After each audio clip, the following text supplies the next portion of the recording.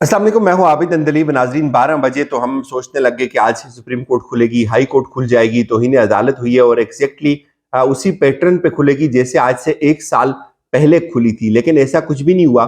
तो कई सवाल उठने उठने लगे। हमने लोगों से बातचीत की, पूछा कि इस वक्त उमर अता बंदयाल साहब क्या सोच रहे हैं। इस वक्त सबसे अहम चीज ये अदालत खुले या ना खुले, उमर अता बंदयाल साहब क्या सोच रहे हैं और वो बेंच जिसने ये फैसला दिया हुआ है उसके जहन में क्या चल रहा है। जो सीनियर तरीन लोग हैं, जो वाकिफ इन चीज़ों को बहुत करीब से देखते हैं, उनका इनपुट जो है वो मैं आपके सामने रखता हूँ कि वो क्या करने जा रहे हैं कल इस सब के ऊपर। इसकी तफसील बताते हैं आपको डिटेल में। और इसके साथ साथ मैं एक चीज़ और सोच रहा था नाजरीन, जो काजी फायज ईसा साहब ने आज तकरीर की, उसके बाद बहुत सारे सवालात उठे। लेकिन मैं एक चीज़ सोच रहा था कि अगर यही तकरीर इसी तरह का इन्वायरमेंट होता और हुकूमत इमरान खान के पास होती और इमरान खान उमर अता बंदयाल को या एजाजुल एहसन को या जस्टिस मुनीब अख्तर को इस तरह की तकरीर के लिए बुलाते, तो आप दूसरी तरफ की जो बातें उनको सुनते आप। अभी तो इमरान खान ने कोई ऐसी तकरीर या किसी ऐसे कन्वेंशन में किसी जज को बुलाया नहीं है।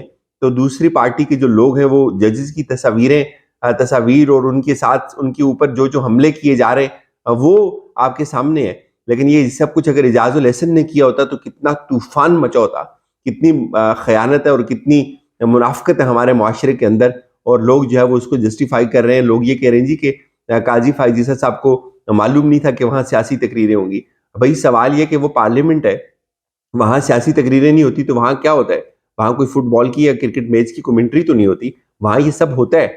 और ये कहना कि उनको ट्रैप किया गया था, ऐसा बिल्कुल भी नहीं है। और इसकी वजाहत मैं आपको बताऊँ, सुप्रीम कोर्ट की जो ज़राए वो इस चीज़ की तस्दीक कर रहे हैं कि 14 के 14 जजेस एक तरफ हैं और फायज ईसा साहब इस मामले में एक तरफ हैं। तमाम जजेस को दावत दी गई थी, लेकिन फायज ईसा साहब अकेले यहाँ आए और उन्होंने ये जो दावत थी इसको अपने चीफ से जो है वो पूछे बगैर एक्सेप्ट किया। और फिर उन्होंने कहा जी कि उस चीफ उस इदारे की नुमाइंदगी कर रहे हैं। लेकिन इस सब में अहम चीज तो ये है कि जिस आइन के ऊपर हमले किए जा रहे हैं, जो आइन शिकन वहां बैठे हुए हैं, फायज ईसा साहब उनको किताब लहराकर ये बात बता रहे हैं कि हम इस आइन के पाबंद हैं। लेकिन उनको ये नहीं बता रहे कि यही आइन जो है वो 90 दिन के अंदर अंदर इलेक्शन की दावत भी देता है, वो आपको पाबंद करता है। बहरहाल आज तौहीन अदालत का बड़ा गुमान था हमें कि कैदी गाड़ियां आ जाएंगी, अदालतें खुल जाएंगी, सब कुछ वही होगा।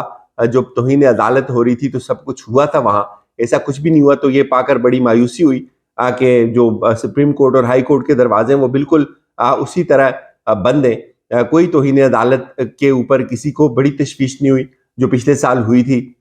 और आज भी तो वही हो रहा है। आज तो सुप्रीम कोर्ट के अहकामात जो है वो हवा में उड़ा दिए हैं। बिल्कुल अब एक नया काउंटर बयानिया बनाया गया है सुप्रीम कोर्ट को काउंटर करने के लिए। और उसकी तफसील भी बड़ी इंटरेस्टिंग है कि अब इलेक्शन कमीशन खुद, जिस इदारे का काम है इलेक्शन करवाना, वो इलेक्शन कमीशन जो है लिख रहा है पार्लियामेंट को कि भाई मुझे थोड़े से मजीद इख्तियारात दे दो ताकि मैं इलेक्शन का जो काम है इसको थोड़ा आगे लेकर चला जाऊं। इस बात की गहराई से थोड़ा सा इसको सोचें। किसी ने इस जुमले के ऊपर गौर नहीं किया। सब लोगों ने इसको एज ए खबर तो रिपोर्ट कर दिया कि इलेक्शन कमीशन जिन दिन जो है वो बढ़ाने की दरखास्त कर रहा है। ये बिल्कुल ऐसे ही है कि आप एक नाई के पास जाएं, उसको कहें कि यार भाई मेरे अपने बाल सेट करने, और वो कहे आपको यार कि आप इतने दिन बाद आ जाओ। मतलब इससे बड़ा भोंडा मजाक कोई और हो नहीं सकता। इलेक्शन कमीशन का काम है इलेक्शन करवाना, उसके लिए वो पैसे लेते हैं, उसके लिए वो सैलरीज लेते हैं। ये इतना बड़ा खिलाफ आइन उन्होंने ये हरकत की है। इसी के ऊपर ही इलेक्शन चेयरमैन, इलेक्शन कमिश्नर जो है उनकी नाअहली बनती है कि आपको ये किसने इख्तियार दिया कि आप जो तमाम आवाम का बुनियादी हक है वोट करना, right to vote, right to associate, right to choose, उसको आप आगे कैसे लेकर जा सकते हैं जब आइन के जो प्रीएम्बल है, आइन जब खुद ये कहता है कि 90 दिन है, तो आपके पास क्यों, कौन सी ऐसी अखलाकी हैसियत है आप उन तमाम इदारों को ये प्रपोज कर रहे हैं। आप तो आईनी इदारा बिल्कुल भी नहीं है। इलेक्शन कमीशन अदालत नहीं है ना। इलेक्शन कमीशन इस तरह के कानून प्रपोज करने का मजाज है। इलेक्शन कमीशन की ड्यूटी है, उसने वो ड्यूटी देनी है। अगर वो नहीं दे सकते, वहां अंदर बैठे हुए लोग उनको निकाल बाहर करें, नए लोग आए वो ये ड्यूटी दें। और आइन सुप्रीम है। फाइजी साहब भी ये कहते हैं कि आइन सुप्रीम है, तो आइन के ताबे हैं तमाम इदारे। आइन जो है वो तमाम इदारों की ढाल है। ये नहीं हो सकता कि आप खुद बदलते नहीं, कुरान को बदल देते हैं। आप पार्लियामेंट को ये चीज लिखें कि ये प्रपोज करके थे हमें तरमीम। ये इंतहाई भोंडा मजाक है। मेरे ख्याल में इसके ऊपर भी नायली बनती है। और यकीन माने ये होगी, जिस तरह से ये प्रोवोक कर रहे हैं उमर अता बंदयाल साहब को, जिस तरह से ये जिज कर रहे हैं और इस तरह के खतूत लिख के कि आप हमें ये इख्तियारात दे दें, कल इसका जो है वो तमाम इनकी औकात खुल के सामने आ जाएगी। अब जो है वो चीफ साहब इसके ऊपर क्या सोच रहे हैं मैं आपको बता दूं।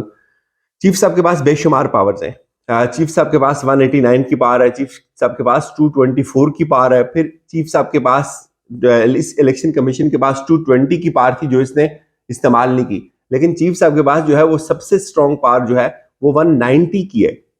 190 ये कहता है कि सुप्रीम कोर्ट के हुक्म को मानने के तमाम इदारे उसके ऊपर अमल दरामद करने के पाबंद हैं। उन्होंने सुप्रीम कोर्ट के हर जो हुक्म है उसकी तामील के लिए रियासत का जो भी इदारा है वो पाबंद है, उसकी तामील के लिए जितने भी वसाइल है उसको बरूए कार लाते हुए उसकी तामील करवाए और फिर इलेक्शन 90 डेज के अंदर होने, ये सुप्रीम कोर्ट की बाइंडिंग है। तो लिहाजा अब वो डंडा चलाने जा रहे हैं सुप्रीम कोर्ट के अंदर 190 का, और ये फंस जाएंगे सब। कुछ सीनियर कानूनदान जो है वो तो ये भी बता रहे हैं कि इनको सजा हो जाएगी। अब होगा क्या, पहले तो इनको नोटिस होगा तौहीन अदालत का, और तौहीन अदालत के नोटिस के बाद अगर इन्होंने उसके बावजूद भी उसको सीरियस ना लिया तो फिर ये होगा कि ये बिल्कुल नायल हो जाएंगे। और मैं सुन रहा था इस पे एतजाज अहसन साहब को भी, वो उन्होंने भी इसके ऊपर बड़ी खुल के बात की है। और सबसे मैं आपको मजे की बात बताऊं, इनका इस वक्त जो इन्हिसार है वो तरमीम के ऊपर है, और तरमीम में भी एक नया कट्टा खुल गया है। तरमीम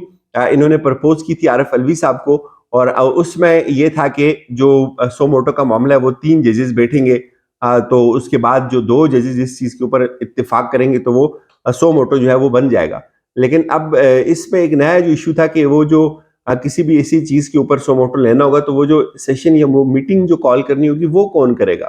तो ये इस प्रपोजल के अंदर था ही नहीं, क्योंकि जाहिर है कानून जो है वो बनाया हुआ है डॉक्ट्राइन ऑफ नेसेसिटी के तहत, नजरिया जरूरत के तहत कानून बनाया हुआ है।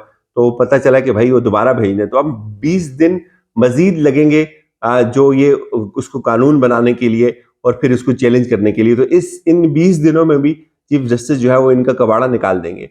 तो बड़ा इंपॉर्टेंट फेज शुरू हुआ है। और इलेक्शन कमीशन ने क्या किया, इलेक्शन कमीशन ने इस खत के साथ साथ अब जो रिपोर्ट पेश की है सुप्रीम कोर्ट के अंदर, जो रिपोर्ट टाइप हुई है, जो जवाब उनका है, वो ये कहते हैं जी कि हमने लेटर्स लिखे थे, हमें कोई जवाब नहीं आया। होगा क्या, होगा ये कि चीफ जस्टिस अगर चाहेंगे तो कल जो सेक्रेटरी फाइनेंस होगा वो तो चूंकि भाग गया हुआ, मैंने आपको बताया था वो यहाँ नहीं है, तलब करेंगे किसी उनके जो सेकंड होगा उसको, और पाबंद करेंगे कि ये जो फंड है ये रिलीज किया जाए। और ये चीज भी बड़े टॉप जो लॉयर हैं वो ये बता रहे हैं कि सुप्रीम कोर्ट का जब हुक्म आ जाता है तो उसके लिए फिर ये जितना भी इनको करना पड़ता है, फर्जी ये जितने तकल्लुफात करने पड़ते हैं, यानी कि मंजूरी करवाना, ग्रांट लेना, उसके लिए काबीना में भेजना, उसके ऊपर डिस्कशन करना या मिनी बजट लेके आना, तो फिर इन तमाम चीज़ों की ज़रूरत नहीं रहती। जब सुप्रीम कोर्ट का हुक्म आ जाता है तो वो खुद एक बाइंडिंग होता है सुप्रीम कोर्ट का हुक्म तमाम झेली या निजी या दूसरे मुतलका इदारों के ऊपर कि वो उसको इम्प्लीमेंट करवाएं। तो उसके लिए ये इस तरह की किसी भी चीज़ की ज़रूरत नहीं है, ये सिर्फ और सिर्फ वक्त का ज़िया है। लेकिन कल बिल्कुल सबकी तबीयत साफ होने वाली है।